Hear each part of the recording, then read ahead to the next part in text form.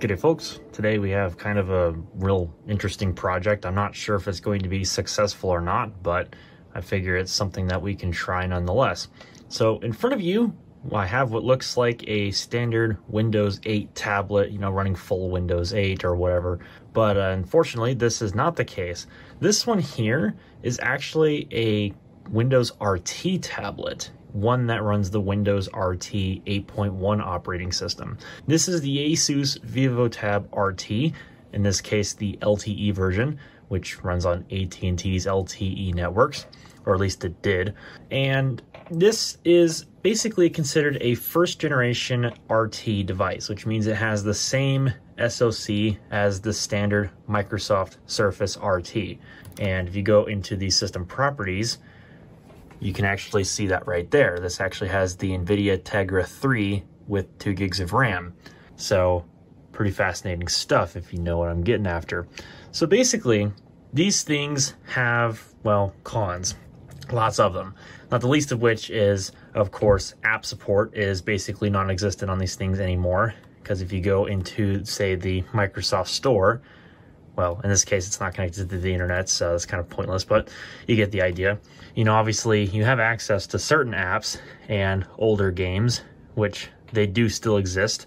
And in the case of like Asphalt 8, it still gets updates, but, for what it's worth, it's not really worth it.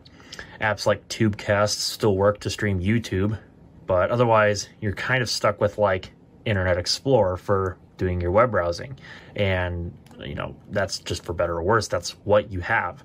Microsoft Edge, the Chromium version, was never ported over to these Windows RT tablets. I don't think it's ever going to, at least not officially.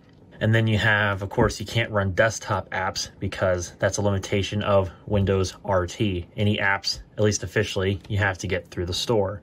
So it pretty much cripples these things these days to basically being Internet Explorer tablets, and that's about all they're good for. Unless you have a Windows Store app repository from way back in the day, which I certainly do, because I used Windows 8 when it came out, and it was actually not too bad back then. But nowadays, it's kind of slim pickings, and all things considered, these things are basically end of life, if you will, and they're going to lose security updates in January 2023. So I figured, let's have some fun with this thing since it's basically useless anymore anyways, and let's try and see if we can squeeze some more life into this little tablet. And it just so happens that last year, or around late last year, there was actually a solution to this that would actually kind of sort of work, but it's a bit tricky. Now, before I get into it, I will say that these tablets have two things in common, pretty much every RT tablet, and that is secure boot and BitLocker drive encryption. Now, every Windows RT device that I'm aware of has BitLocker drive encryption already preloaded. So as you can see there, it's already like hard encoded with encryption at the factory. I think that's every RT tablet. And then, of course, as I mentioned, secure boot is, well, a UEFI thing, but that's because that's what makes these things unable to run other operating systems, because it's locked down and you don't have access to things like a boot menu or a BIOS setup or anything of that sort. You're basically limited to Windows RT, at least officially. Now, there are ways to get around this, which I will soon get into, which has allowed an exploit to be made, which allows these things to sort of run the Windows 10 on ARM operating system, if you know what I'm talking about, from the Surface Pro X. And there's like early Windows 10 on ARM builds that you can run on this thing. In fact, there's actually one that has been patched and will actually work. I am going to see if it'll work. It's meant for devices like the Surface 1 and Surface 2, the RT versions, of course. And since this is technically a Surface 1, just manufactured by ASUS and not by Microsoft, I don't know if it's going to work.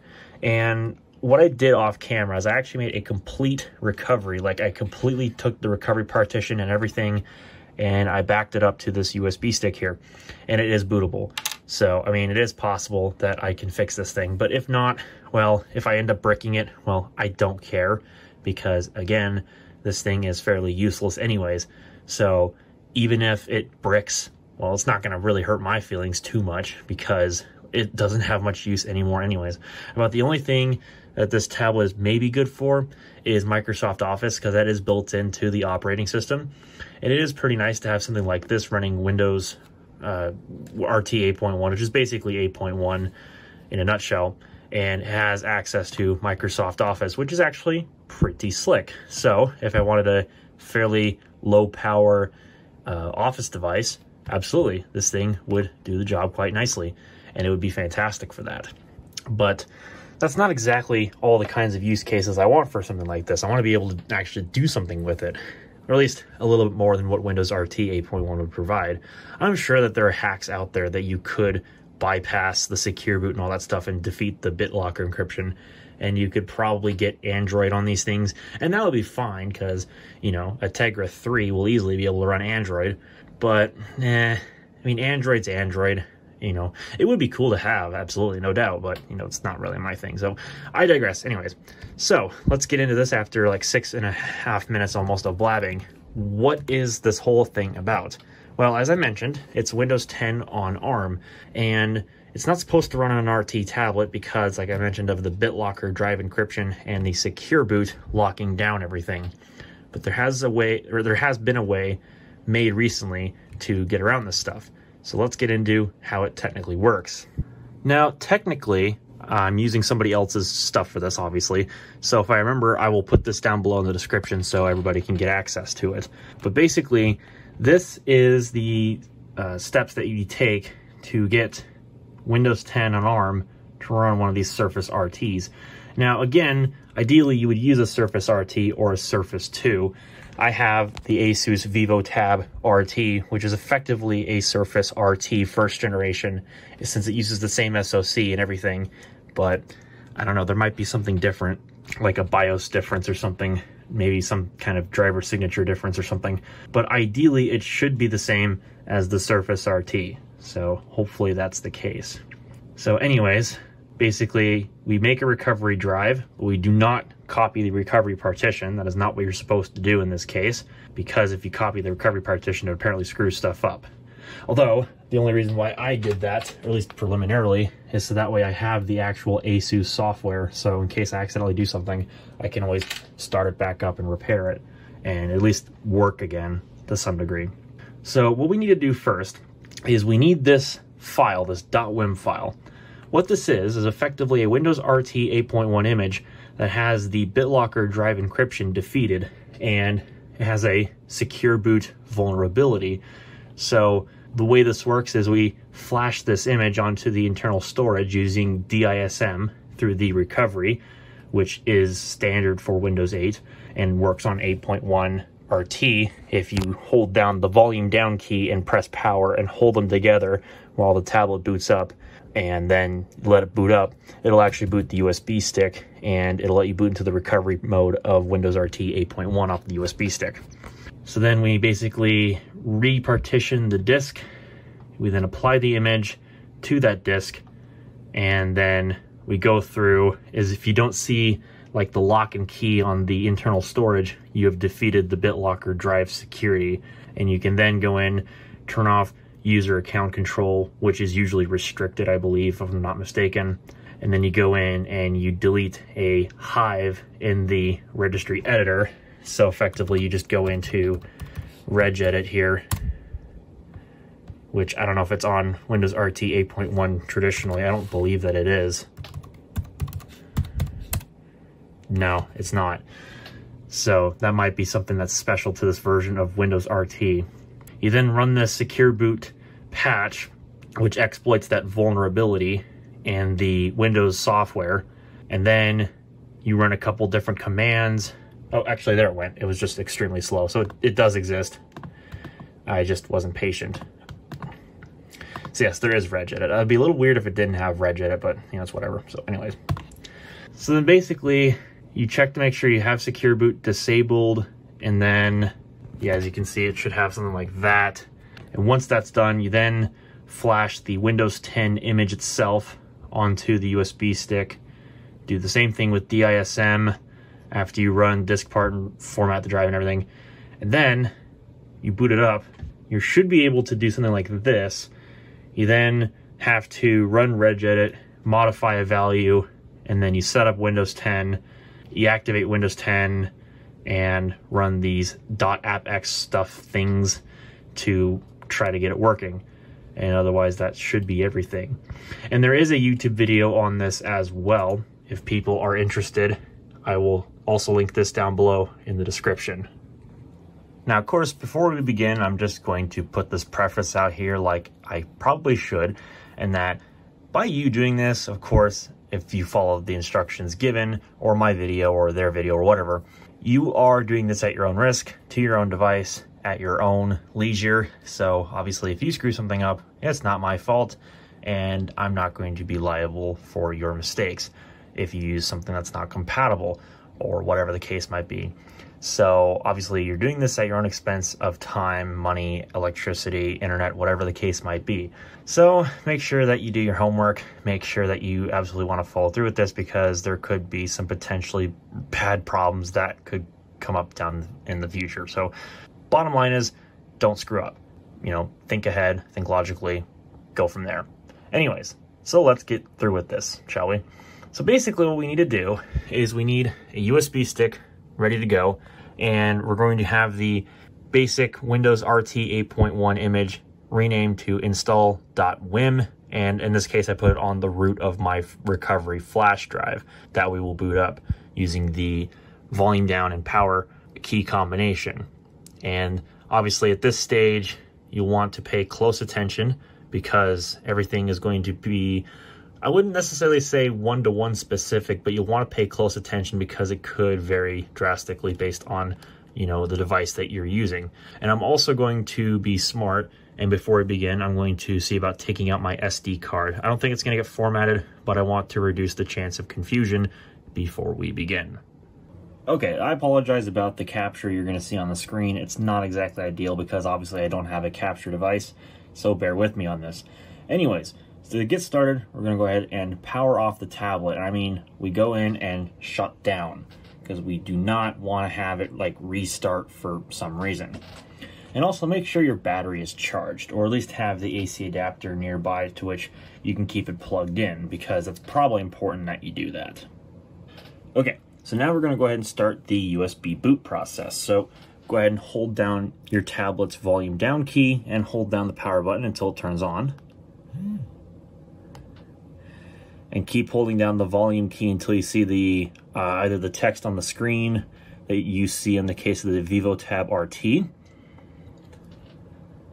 or until you see like the little spinny loady thing that Windows RT does. Well, Windows in general nowadays does.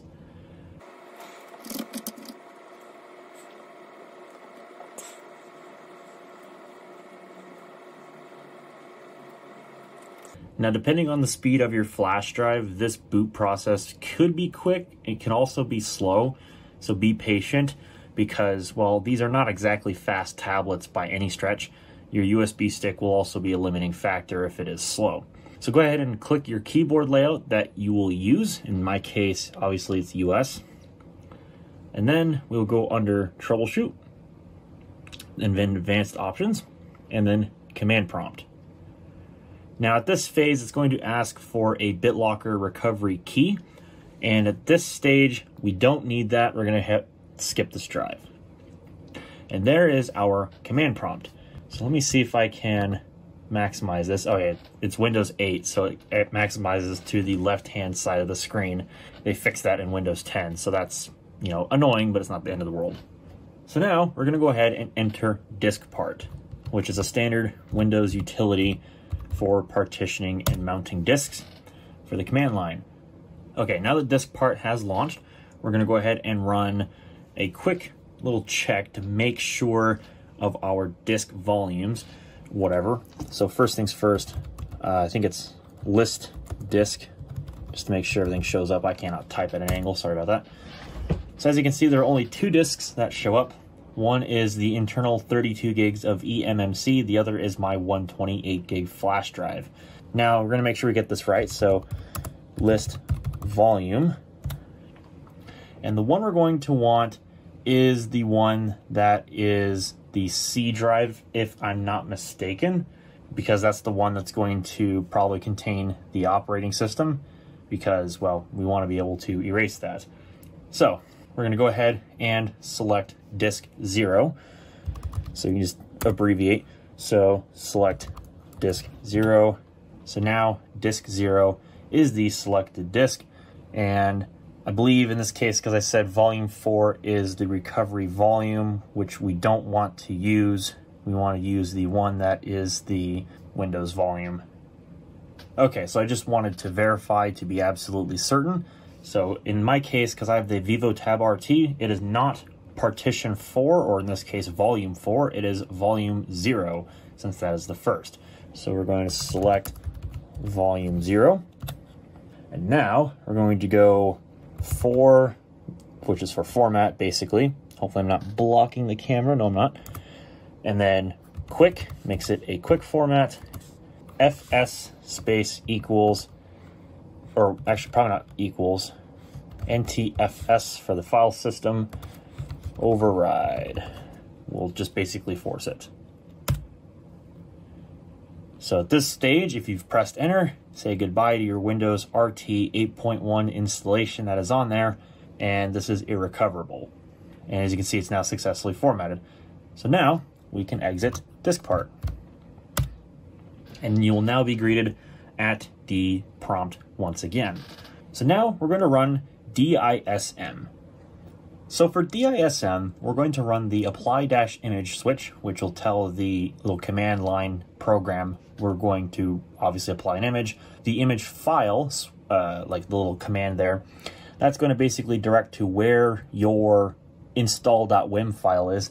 I don't believe it has to strictly be called install.wim. It's just done that way for the sake of convenience. And then the apply directory thing here over on the next side, that's going to be your C drive, or in this case, your internal eMMC. Index:1 is effectively saying you're going to install Windows RT 8.1, which you have to do if you're installing the Windows image like this, because you're either going to install like Home or Pro or Enterprise versions of Windows, and you use the index number to specify to DISM which one you're installing. But in this case, since we're installing RT 8.1, there's probably only going to be one, which is RT 8.1. So if this is successful, you should now launch the Deployment Image Servicing and Management tool, which is DISM. And at this phase, you'll want to be patient because this is going to take quite some time. It is a fairly large file. In fact, the Windows 10 file, I believe, is smaller than the RT 8.1 file. So, as I said, depending on the speed of your USB stick, this will either take forever or it might not take nearly as long. And it's also going to, base on the condition of your eMMC on the inside of your tablet. So, I'm going to go ahead and cut the camera here and let this run, and I'll return when we're done. All right, now it's time for the fun part, the one that could potentially make or break the whole thing. Let's see if this thing will actually start up. So let's go ahead and exit out of command prompt. Oops. Might help if I actually can type. And now we turn off. I'm going to go ahead and eject the USB stick.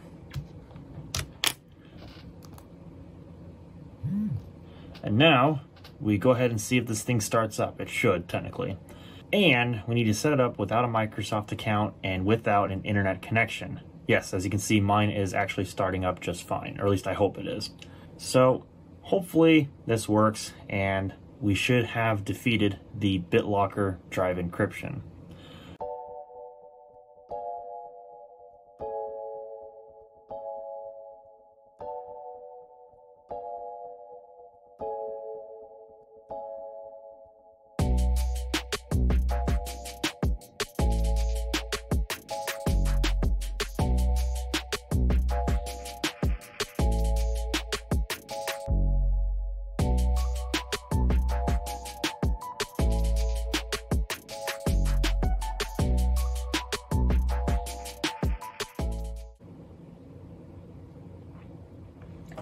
All right, we now have the let's start message. Oh, this is definitely an old RT 8.1 image because it doesn't have the update that gives you the search icon up there, but never mind that. Windows key D we go. We have no Wi-Fi driver, but that's okay. I don't really think that matters too much. what we care for is going into the File Explorer whenever it loads, and we need to check if the drive has the BitLocker drive encryption removed. That's our big thing. And then once that's been verified, which it absolutely has been defeated, so that is a sign we have removed BitLocker from this tablet. So now we have a couple more things that we need to do before we get started with Windows 10 flashing. So let's go ahead and we'll hop into our recovery USB stick here. Now I have copied over a couple of different files. So what we're going to run first is going to be the UAC, which is this wonderful little registry entry. So we're going to go put that onto the desktop real quickly, and then close out of that. And then we want to not rename the file. This touchpad has really not the best tracking. So we're probably still going to open that. Oh my God, these drivers are terrible. There we go. So we want to go ahead and press yes to this. Has been added. So now we need to reboot the tablet. Okay, so we are coming back up from our reboot. So the next thing that we're going to do is open Registry Editor, and there is a Hive that we have to unload, which is under HKey local machine. So once the tablet comes up here, we'll go ahead and do that. All right, and there we go. So let's go see. Fresh Paint's obviously preloaded, not too shabby. And we got Skype, Wi-Fi, all that fun stuff, and it doesn't really matter too much. Too bothered. I can't be bothered. I'll just hit Windows key D. Okay, so now let's go ahead and run the wonderful regedit. You might be able to notice that down there in the run dialog it says this task will be created with administrative privileges. And as you can see, no UAC prompt appeared. So that is what we want to see. So now under HKey local machine, we're going to find BCD and a bunch of zeros. So basically we need to select this whole thing and then go up to File and then Unload Hive. And press yes to that. And now we run our secure boot patch. So we'll go ahead and grab that from our flash drive. I'm having to work with this awful touchpad, so bear with me on that. Its tracking is so bad, I'm not even moving it, then the mouse is just wiggling all over the place, which is kind of terrible, but also kind of hilarious. So I'm going to remove my USB stick so it doesn't potentially boot off of it. So now we need to run the install policy.command file as an administrator. Golly, this thing is terrible. Holy crap, without drivers, this thing is a nightmare to use. Okay, and there we go. Now we need to restart the tablet once again. So restart, and we should get a secure boot debug policy applicator screen. Basically what this is going to do is basically apply the secure boot policy and, you know, effectively turn this thing into debug mode. Hopefully that's going to show up. And as you can see, there we go. Oh, holy crap, that went by super duper quickly. Purple text cursor. Interesting. Oh, it just overwrote the screen memory. Okay, so we're going to use this. So if you didn't get to see it there, hopefully you paused and read the text on the screen. It's just basically like, if you don't accept the terms, you'll hit decline, and it will basically not install the policy. But in this case, since I hit accept and install, it actually installed the policy.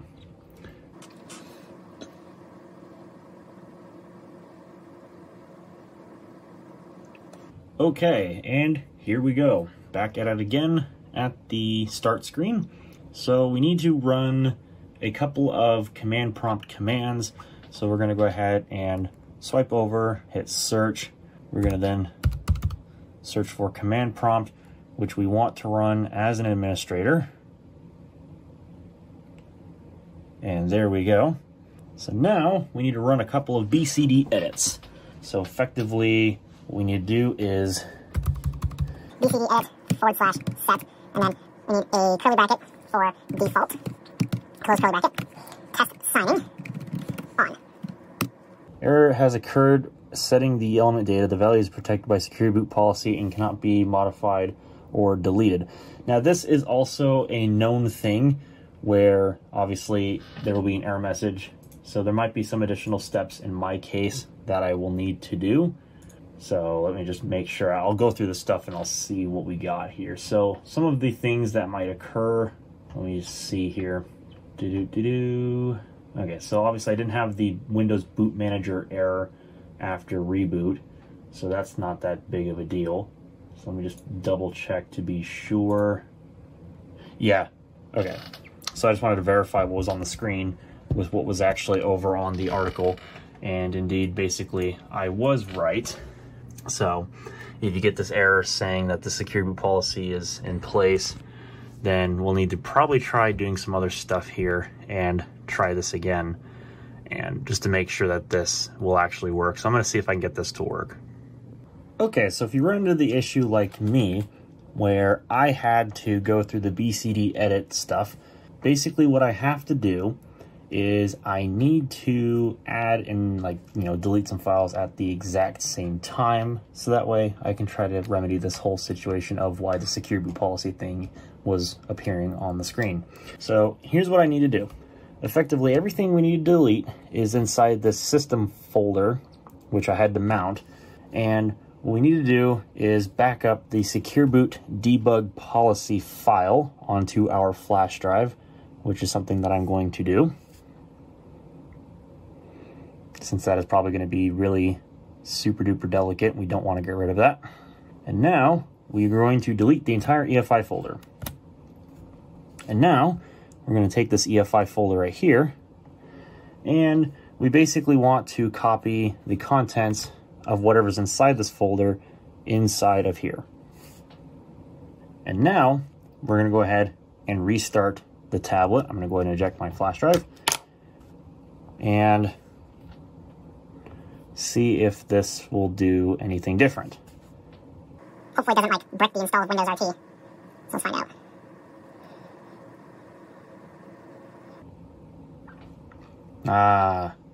See, we ended up running into that Windows Boot Manager error, I believe. Let me just see what it was. Oh, this one's a... let me see, which error was this one that they said was an issue? The application or operating system couldn't be loaded because a required file is missing or contains errors. Interesting. Is this a noted error? Let me see. Okay, here we go. I remember what this was about. So if this 0xC0000225 error comes up, basically what we need to do is insert the USB stick into here, and we need to reload the BCD. So what we're going to go ahead and do is turn it off, and we're going to boot back into here and get to the command prompt.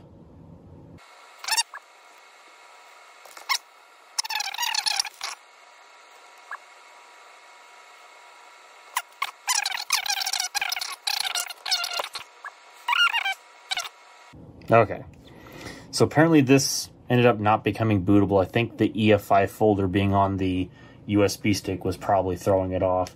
Not that big of a deal. As long as we can get in there, all we have to do is just, run the one command, and then we'll be fine. But we'll just have to go in there and do the whole disable secure boot thing once again. So hopefully this doesn't take too terribly long.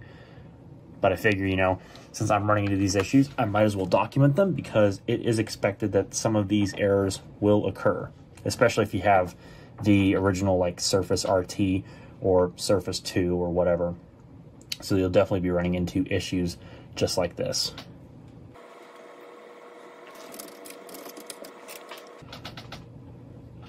Oh wait, I just noticed this. Notice how it says Windows RT 10 up there? Did you guys notice that? I didn't even notice that. That's actually kind of funny. So let's see, advanced options, command prompt. Okay, and obviously we have Windows RT 8.1 here. I just thought it was funny it said RT 10. So anyways, so bootrec space / rebuild, or not what space, rebuild BCD,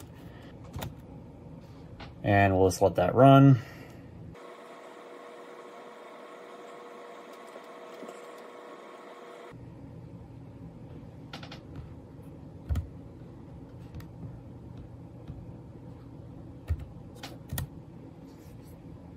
Okay, and there we go.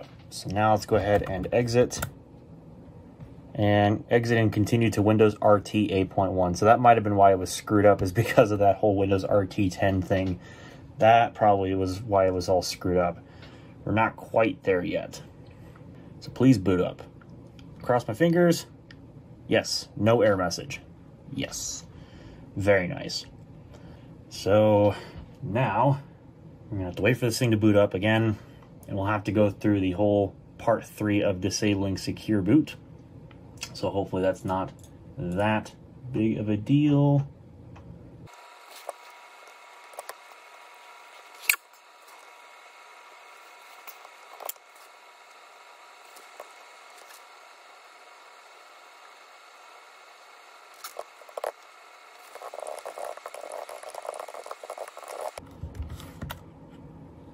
Hey, there we go. Looks like we've defeated the secure boot, since it said the operation completed successfully for both of those operations, which is what you want to see. They should be successful. So now what we need to do is we need to go over here to settings, go to power, and then before we hit restart, we need to hold down the left shift on our keyboard. It has to be a physical keyboard. Press restart. It should say please wait when you do that. And then what we want to do is go to troubleshoot, and then advanced options, and then we want command prompt. Because when we go to command prompt, what should appear at the bottom right of the screen is a message called secure boot isn't configured correctly, build 9600.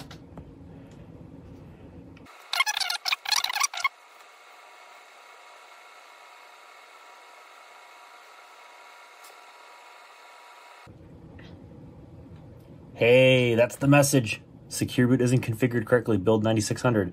Yes, that is awesome. That is what we want to see.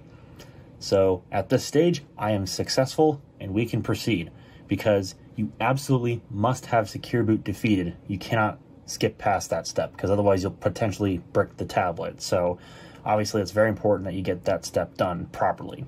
So now we can go ahead and we can copy over our Windows 10 install.wim file to our USB stick and get this thing installed.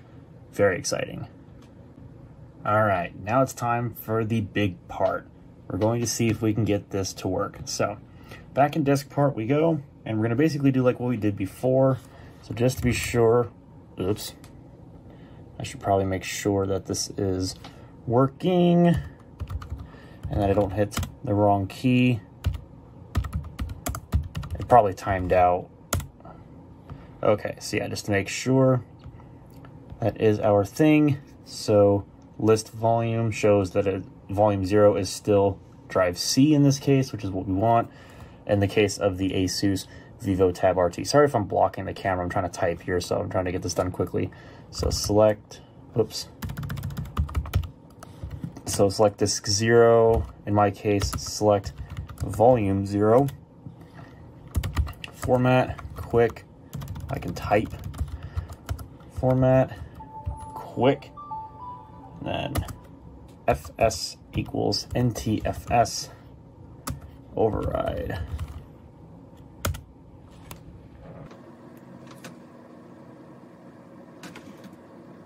All right, there we go. So now we can exit out of disk part and run dism.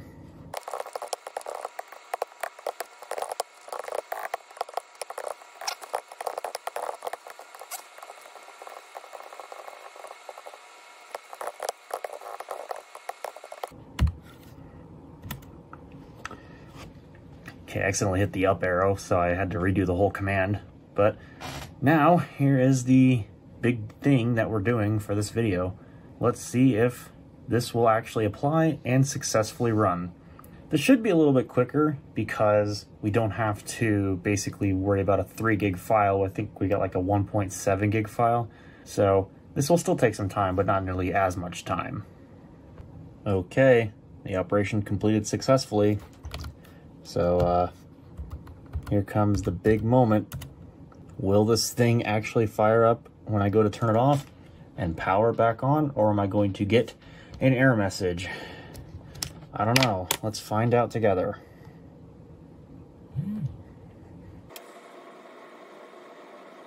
Oh, at least so far, it's booting up. Don't want to jinx it. Let me just scroll ahead here. We'll probably let it do a disk check, because why not? Oh, it was on that S drive that it was scanning. Okay, that makes sense why it's doing that. Now, they do say that after a while, we're going to receive a error message that's basically saying Windows cannot update the computer's boot configuration, installation cannot proceed, which that is completely normal. So at this phase, we'll have to get a task manager open, type in regedit, and we need to obviously change a value to which it'll be completed. Yeah, that's definitely Windows 10, because it definitely wouldn't have made that like extra loading symbol thingy-majigger. It would have faded to black and then pop back up the logo like this. So we'll let it do its thing. This is definitely Windows 10 on ARM at this phase. That's kind of scary and kind of impressive to think about at the same time, because this is like uncharted territory for a device like this. It's actually not too bad. I don't know maybe what I'm talking about at this rate, but you get my idea.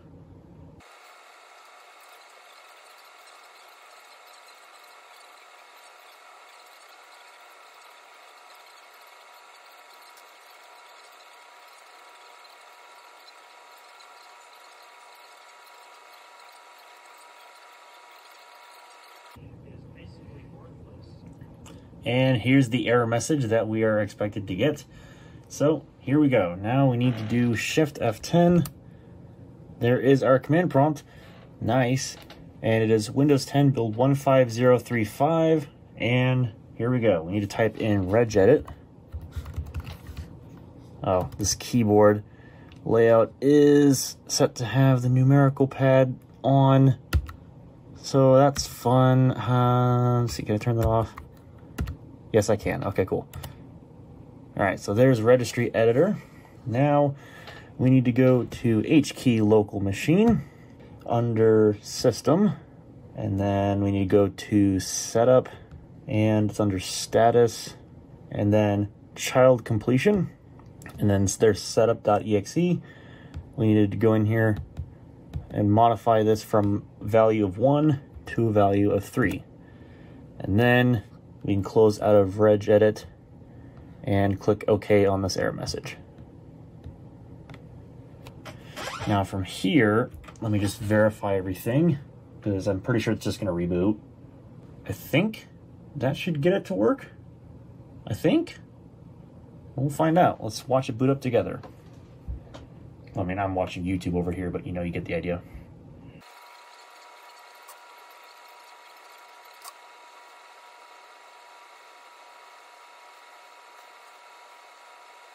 Oh, we got device acceleration, fancy.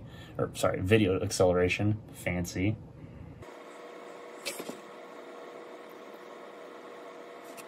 Continue in selected language, English, United States. Oh, we're gonna have to fix this error message because it's not activated, but this is an expected message. So close, English, United States, and it's probably gonna trigger Cortana, so that's gonna be fun.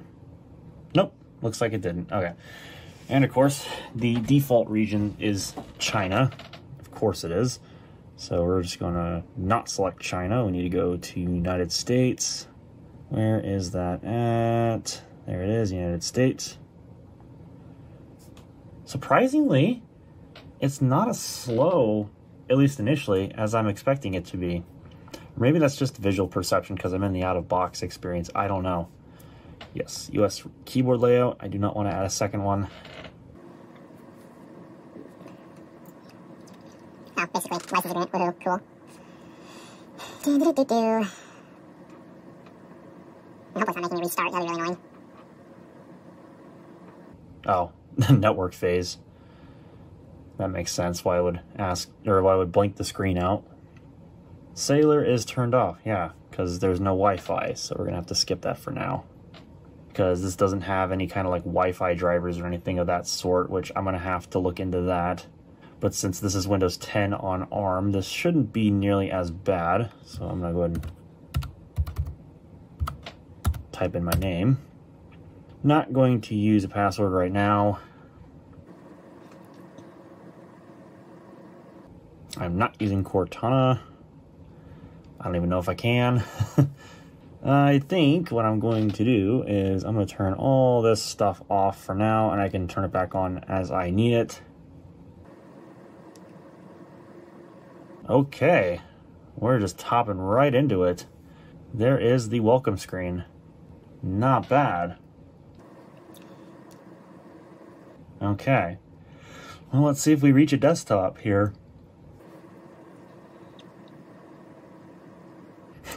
I always remember this original screen. This might take several minutes or so. Yeah, why do we need the "or so" at the very end of it? That doesn't need to be there. You can just say this might take several minutes. Yeah, which they luckily fixed that in the later versions of Windows 10, but it's just kind of funny to see it in this old version, because I remember that.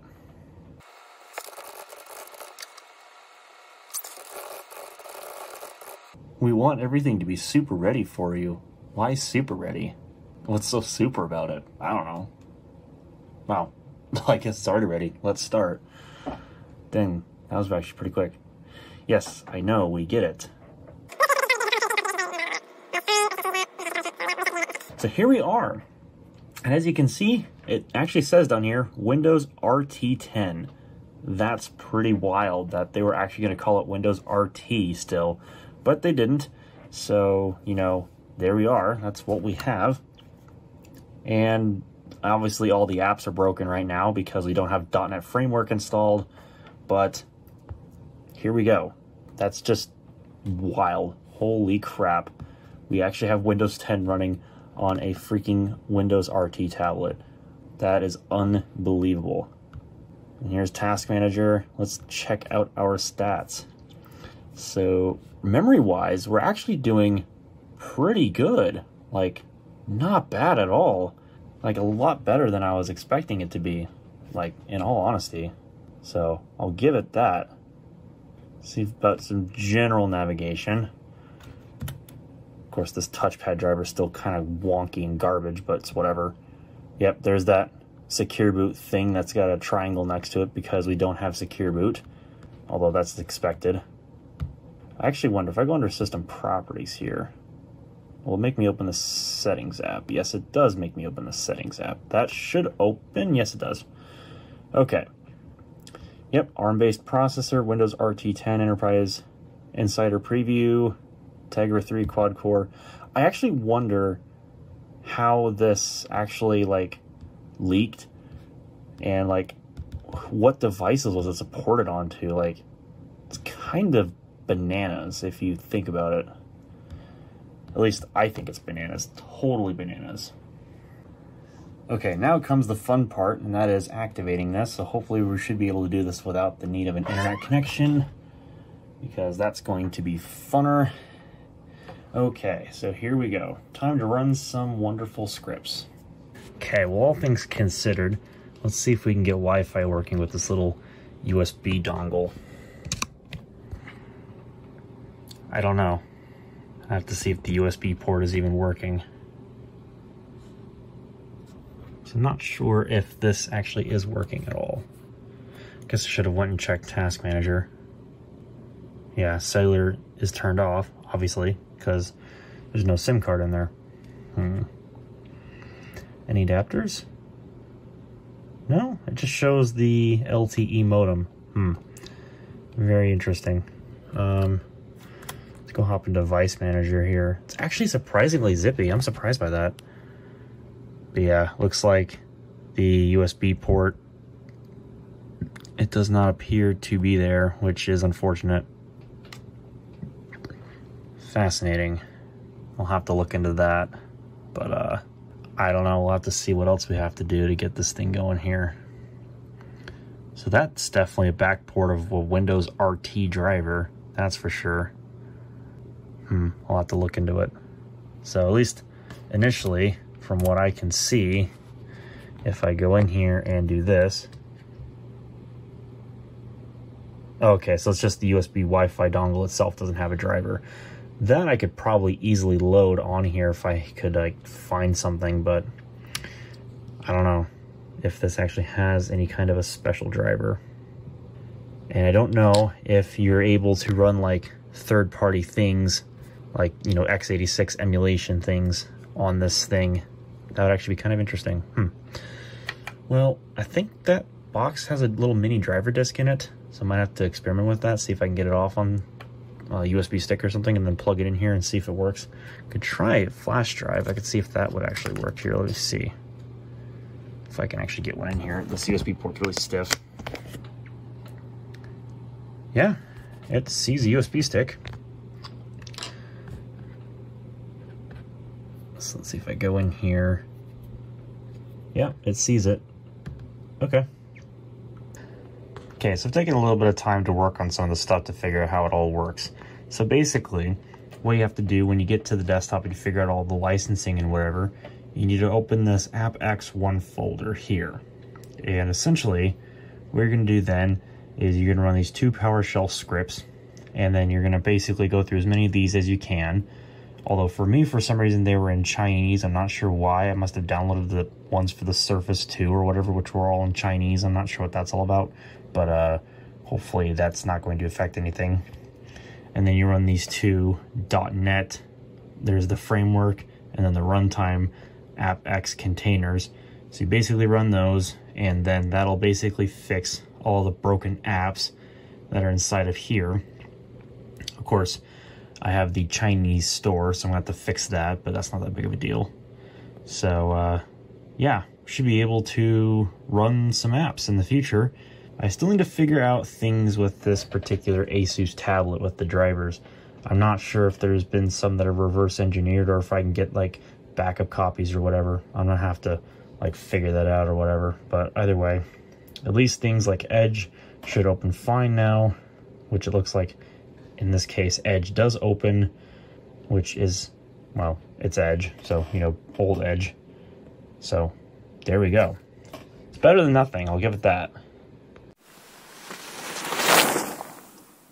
Which brings us to now. And unfortunately, well, I mean, as of the last time that we've looked at this clip, well, for you all it was instant, but for me it was like many weeks, I think. Because, yeah, it's been a while since I've touched this tablet, and for good reason, because it was kind of in a state of disrepair. But now, especially so, it's not really too happy about life. So if I go ahead and turn on here,